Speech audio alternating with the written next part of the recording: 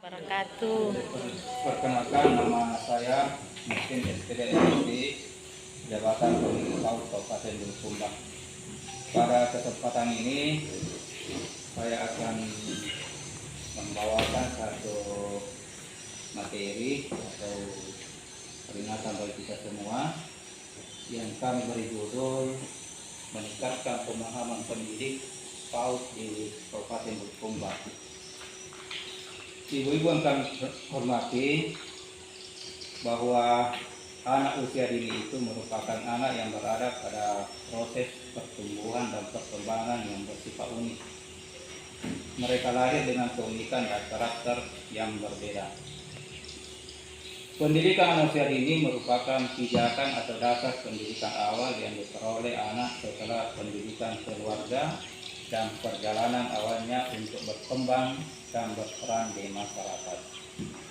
Tugas seorang pendidik anak usia dini bukan hanya mengajar, tetapi yang lebih penting adalah bagaimana memberikan stimulus yang tepat untuk perkembangan anak dan memfasilitasi perkembangan dan juga belajar anak. Pembelajaran adalah pembelajaran berdiferensiasi adalah pembelajaran yang mengakomodir kebutuhan peserta didik. Pendidik memfasilitasi anak sesuai dengan kebutuhannya, karena setiap anak memiliki karakteristik yang berbeda-beda, sehingga tidak bisa diberikan perlakuan yang sama.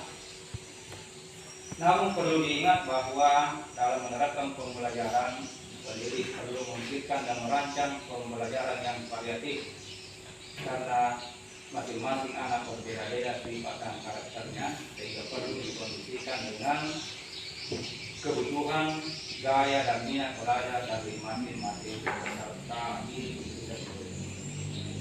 Pendidik adalah pejabat fungsional yang memiliki tugas dan tanggung jawab sebagai penjaring bidang program PAUD berdasarkan Permenpan RB nomor 14 tahun 2010. Masih ada, berdasarkan hasil monitoring kami ke lembaga-lembaga di wilayah binaan kami, masih ada tenaga pendidik yang menerapkan pembelajaran dengan menggunakan lembar kerja ini. Jadi masih sesuai dengan keinginannya.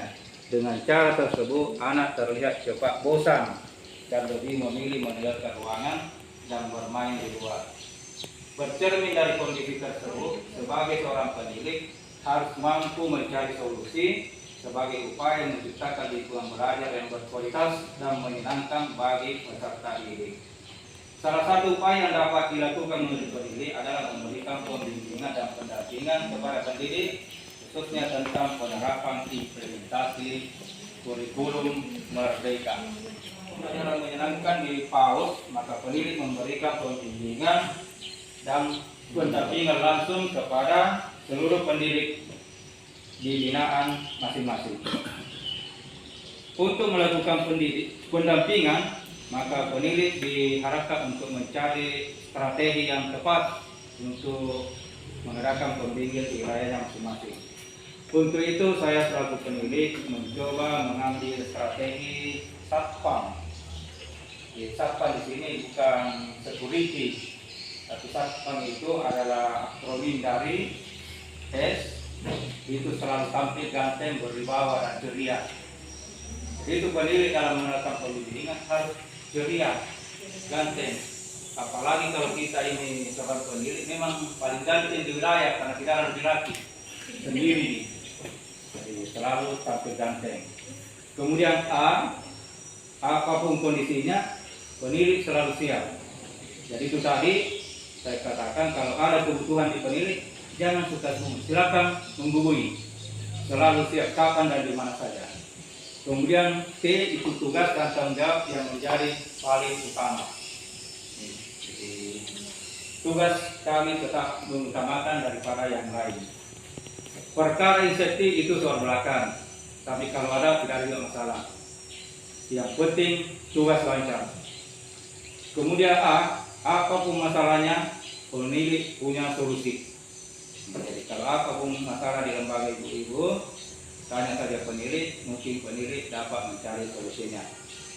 Kemudian M, Maukah Anda bekerja sama dengan pendidik? Mau? Oke.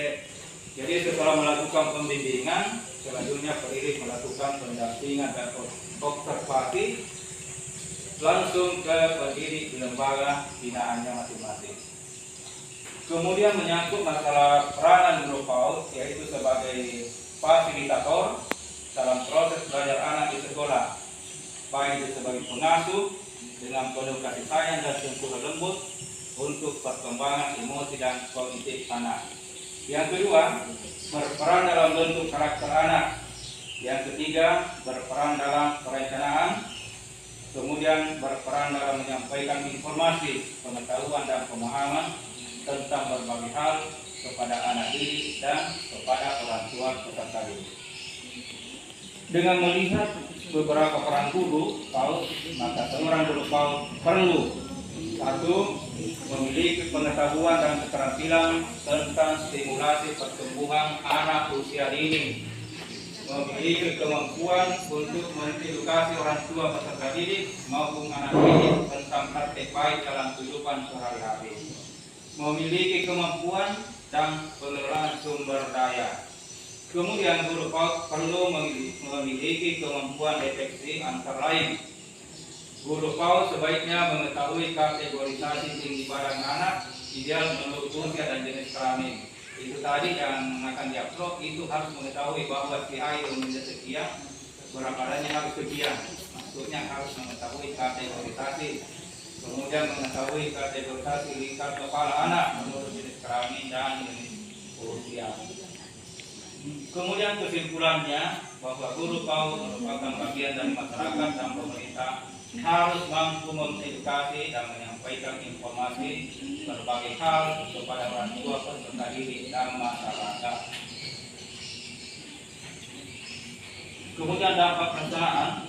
Pelaksanaan pembimbingan dengan strategi satpam ini berdampak baik bagi pendidik maupun peserta didik itu sendiri.